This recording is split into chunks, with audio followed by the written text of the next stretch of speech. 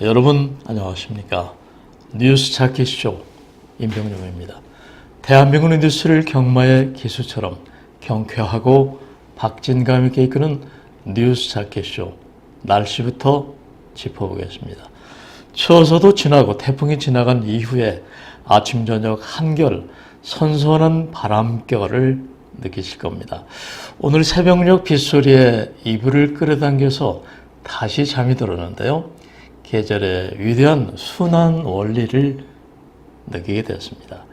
이번 한 주 낮 최고 기온은 27도 내외를 보이면서 그렇게 덥지 않을 것이란 예보입니다. 오늘은 전국적으로 비가 오겠고 서울과 수도권은 낮부터 차츰 개겠습니다. 서울 지방 오늘 낮 최고 기온 27도가량 예상됩니다. 그렇게 더웠을 때 8월 초순부터 거의 지난주까지 40도를 육박했는데 이제 27, 8, 9도 이 상태로 상당히 시원해졌죠. 뉴스 찾기쇼 시작하겠습니다. 오늘 첫 번째 소식입니다. 문 대통령 이번 주 중폭 개각 예고 이런 주제입니다. 문재인 대통령이 이번 주 김상곤 교육부총리 또 송영무 국방장관 등 5, 6개 부처장관을 교체하는 중폭 개각을 할 것으로 어제 알려졌습니다.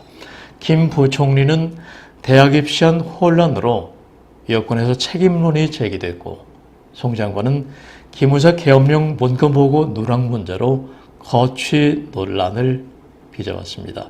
이에 따라 이번 개각 대상 부처는 당초 3, 4개보다 늘어난 교육, 국방, 환경, 여성가족부, 고용노동부 또 산업통상자원부 등 6개 안팎으로 예상이 됩니다.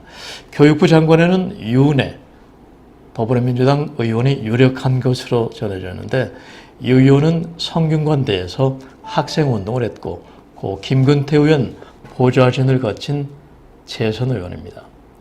송영무 국방장관 후임에는 한때 안교백 민주당 의원 등 문민 장관이 검토됐지만 군의 안정성을 고려해 군 출신으로 가닥이 잡혔습니다.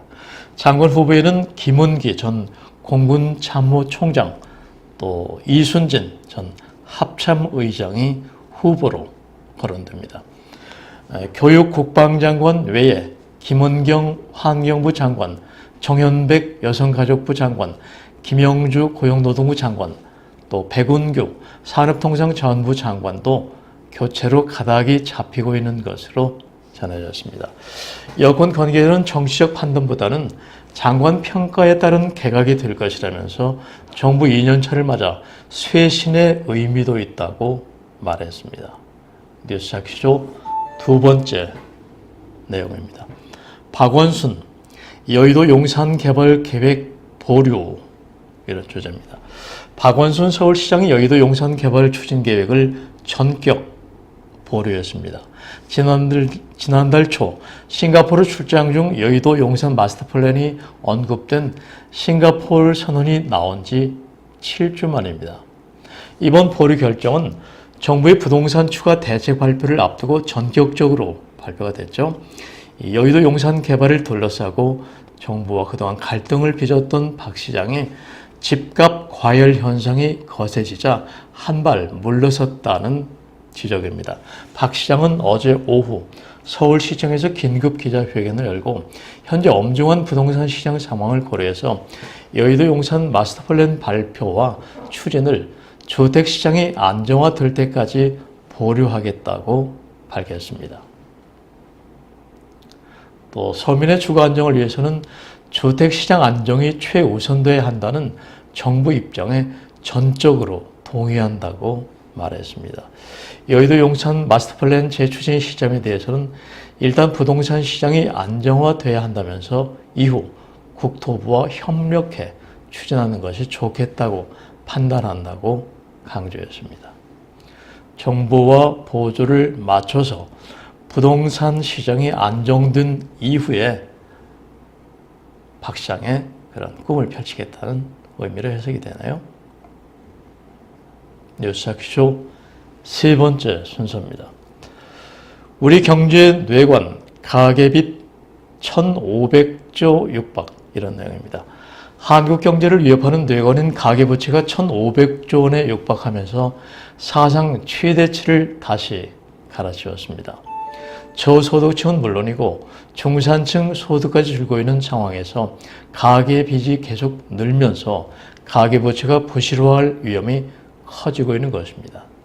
한국은행에 따르면 6월 말 현재 가계 신용 잔액은 1493조 2천억 원으로 전년 같은 기간 대비 105조 2천억 원, 그러니까 7.6% 증가했습니다. 가계부채는 한국은행이 관련 통계를 작성한 2002년 4분기 이후 줄곧 사상 최대치를 보이고 있습니다. 가계신용은 은행, 보험사, 대부업체 등 금융회사에서 받은 가계대출과 결제하기 전 카드 사용 금액을 합한 것인데 가계가 실질적으로 지고 있는 빚을 나타냅니다.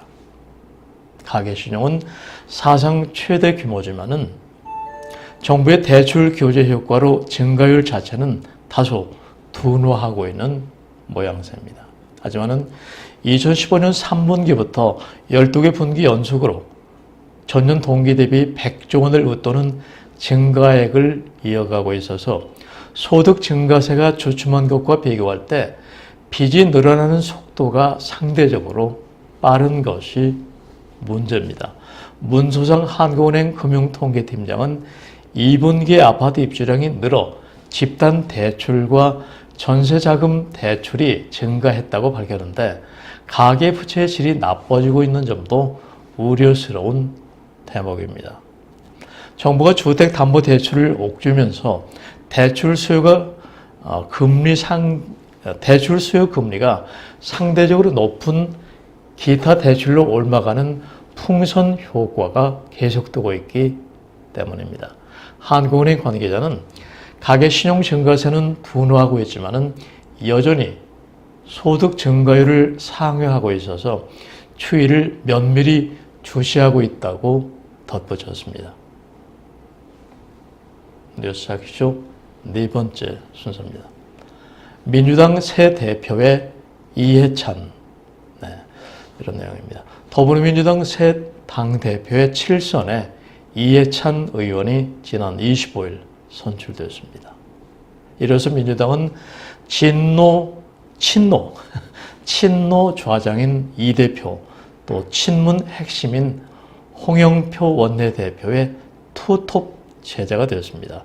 이 대표는 지난 전당대회에서 대의원, 권리당원, 또 당원, 국민 여론조사 합산 결과 42.9%를 득표했습니다. 송영길 후보 30.7%, 2위 김진표 후보는 26.4%로 뒤를 이었죠. 이 대표는 대표 수락 연설에서 민주정부 20년 연속 집권을 위한 당 현대화 작업을 시작하겠다고 역설했습니다. 기대가 되네요.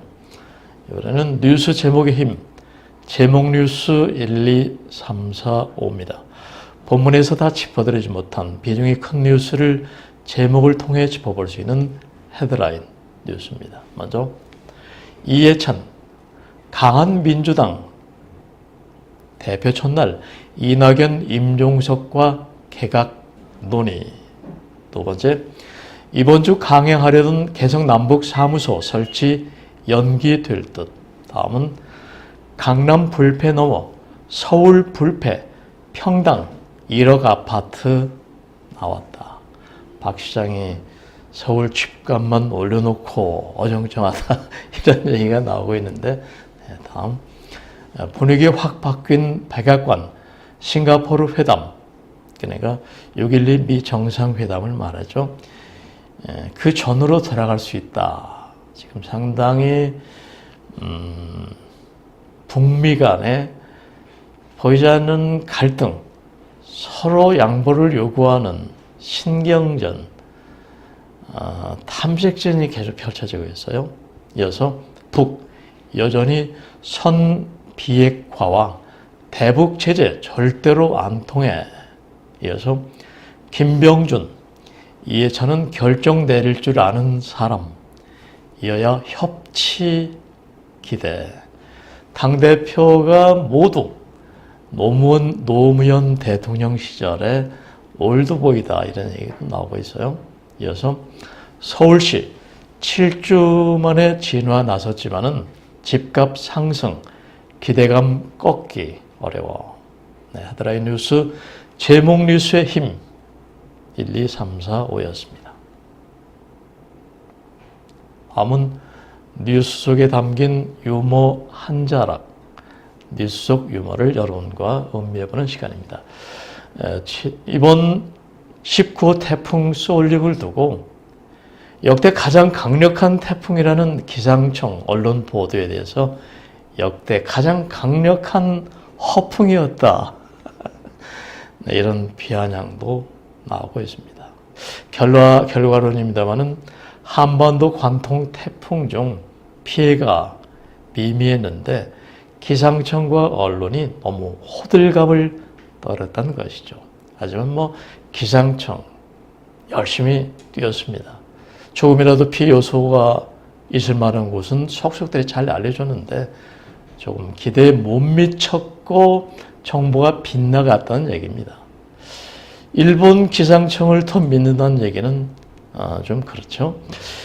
좋은 게 좋다는 식으로 넘어갈 수도 있겠습니다만은 국민의 생명과 재산이 직결된 이런 대형 자연재해 예보는 좀 더 과학적이고 분석적 정확성이 잘 맞아 떨어질 때 국민의 신뢰를 제대로 받을 수 있을 것이란 생각입니다. 기상청 아마 이번에 여러 가지 생각들 많이 있었을까요? 이건 고생하셨는데 국민들 생각은 조금 그런 것 같습니다. 뉴스 속 유머 한 자락이었습니다. 이번에는 시의 언덕길 코너, 오늘은 하청호 시인의 누가 가르쳐 주었을까란 시 소개해드리겠습니다. 이 시는 동시입니다마는 어른이 음미해도 좋을 듯해서 골라봤습니다. 비오는 날 연잎에 빗물이 고이면 가질 수 없을 만큼 빗물이 고이면 고개 살짝 숙여 또르르 또르르 빗물을 흘려보내는 것을 누가 가르쳐 주었을까? 가질 만큼 담는 것을. 지금 오전 시간 제가 방송 중에도 비가 내리고 있습니다만은 연꽃잎은 비가 이렇게 고일 만큼 고이면은 저항하지 않고 자연스럽게 또르르 또르르 흘려보내는 그런 세상을 사는 예시를 안다고 할까요? 모든 것을 받아들인다고 할까요? 욕심을 버리면 다시 채워진다. 이 시를 통해서 그런 걸 느끼게 됩니다. 시연도기로는 하청호 시인의 누가 가르쳐 주었을까라는 시 소개해드렸습니다. 이번에는 생활뉴스, 문화뉴스 두 가지입니다. 첫 번째 소식입니다. 중국 가전 해외 직구 사상 최대, 이런 주제입니다.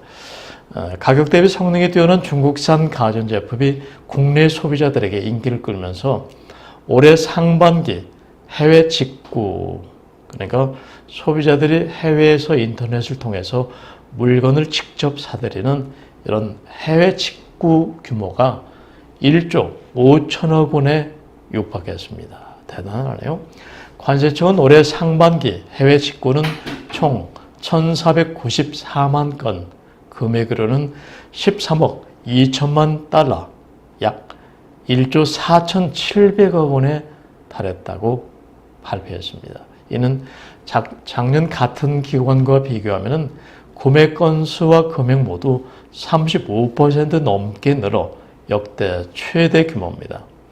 올해 유독 소비자들 씀씀이가 빠르게 늘어난 것은 이른바 차이슨으로 불리는 중국산 가전제품의 약진 때문입니다.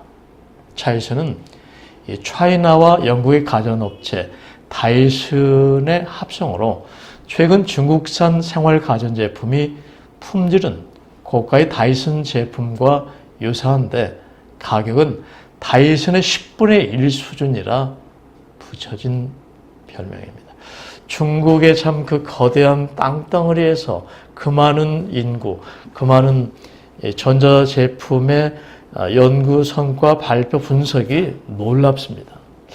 짝퉁으로만 알려졌던 중국산 제품에 대해서 다시 한번 국내 전자제품 기업들이 긴장해야 되지 않을까 생각이 들어요. 가격은 10분의 1인데 성능은 다이슨 제품, 영국의 최고 가전제품 다이슨과 비슷하다. 뭐 그쪽으로 사게 되겠죠. 중국산 무선 청소기는 1년간 수입 건수가 8배 이상, 공기청정기는 2배 이상 늘었습니다. 참 신비한 나라가 중국이라는 생각이 들어요. 해외 직구의 국가별 점유율은 미국이 53%로 1위, 중국 23%, 유럽 13%, 일본 8% 등이 뒤를 이었습니다. 생활뉴스, 문화뉴스 두 번째입니다. 서울, 종로, 동대문, 동작 등 투기지역 지정 검토.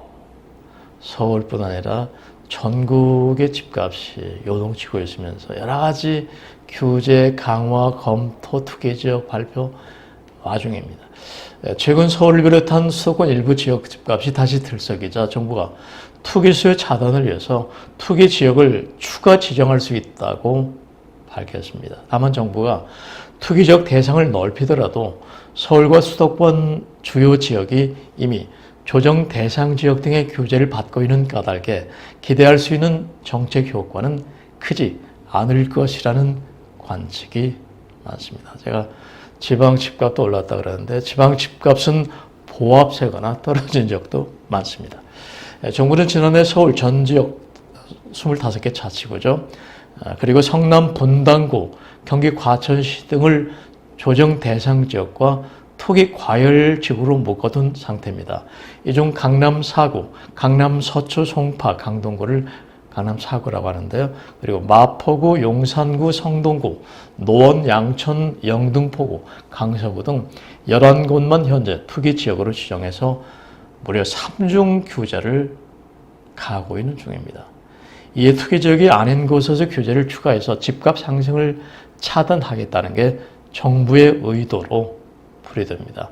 정부가 특정 지역을 투기 지역으로 지정하기 위해서는 최근 한 달간 해당 지역의 주택 가격 상승률이 소비자 물가 상승률의 130%를 넘어야 합니다. 다만 소비자 물가 상승률의 1.3배가 0.5%를 넘지 못할 경우에 집값 상승률의 잣대는 0.5%가 됩니다. 이런 조건에 해당하는 지역 중 2개월간 집값 상승률이 전국 집값 상승률의 1.3배를 넘거나 1년간 해당 지역 주택 가격 상승률이 3년간 연평균 전국 주택 가격 상승률보다 큰 경우 등을 살펴본 뒤에 이 중 한 가지만 충족이 되면은 기획재정부에 부동산 가격 안정 심의위원회를 거쳐서 투기 지역으로 지정할 수 있습니다. 한번 오른 집값은 과거의 많은 예로 보면은 다시 떨어지는 경우가 없는 게 지금 문제죠. 뉴스자키쇼 이제 마무리 순서입니다. 인간은 도덕을 선택했기 때문에 만물의 영장이 됐다. 이런 말이 있습니다만은 도시 속 현대인들의 삶을 보면은 꼭 그렇지만은 않은 것 같습니다.